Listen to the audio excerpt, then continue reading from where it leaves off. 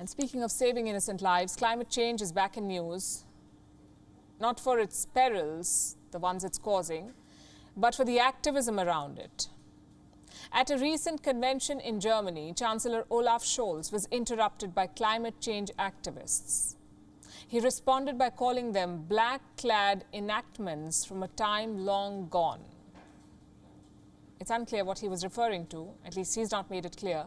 But climate activists say that he was comparing them with black uniformed SS officers of Nazi Germany. And they want him to clarify and issue an apology now.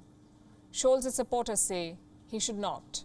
They say climate activism these days is indeed getting problematic, that the tactics being adopted by activists are a bit radical. Here's a report. Climate change is real. Science has proven it. From shrinking ice sheets to rising sea levels, from extreme weather events to record high temperatures. The evidence for this phenomenon is compelling, as is the activism around it. Across the world, climate activists are trying to make a difference. They are working overtime to raise awareness and push world leaders into action. Some are holding protests. Others are blocking roads. Some are picketing infrastructure. Others are smearing cake on paintings.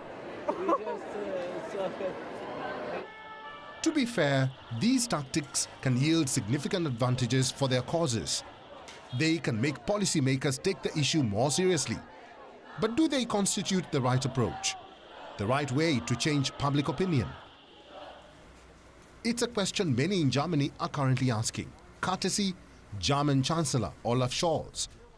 He has been accused of comparing climate activists with Nazis, a charge his spokesperson has called absurd. Here's what happened. On the 27th of May, Scholz was speaking at the German Catholic Convention. The moment he mentioned loss of mining jobs in Germany, he was interrupted by climate change campaigners. This is what he had to say in response.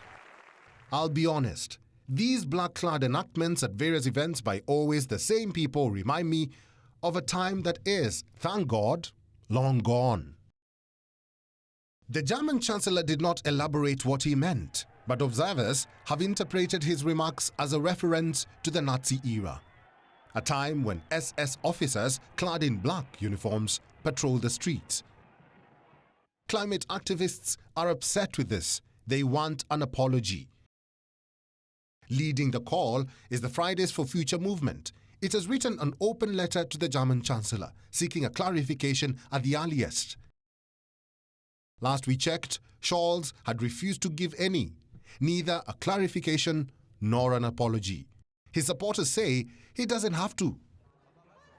They are pointing to disruptive climate protests, slamming them for causing nuisance to the society.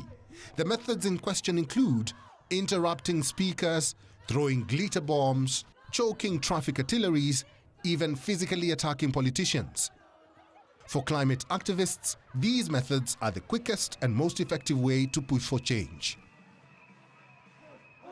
But for critics, these tactics classify as climate fatalism, something that transgresses moral boundaries, disrupts law and order, causes damage to public property, and leaves a negative impact on public opinion. So, which side is correct? It's a debate that is not ending anytime soon. WION is now available in your country. Download the app now and get all the news on the move.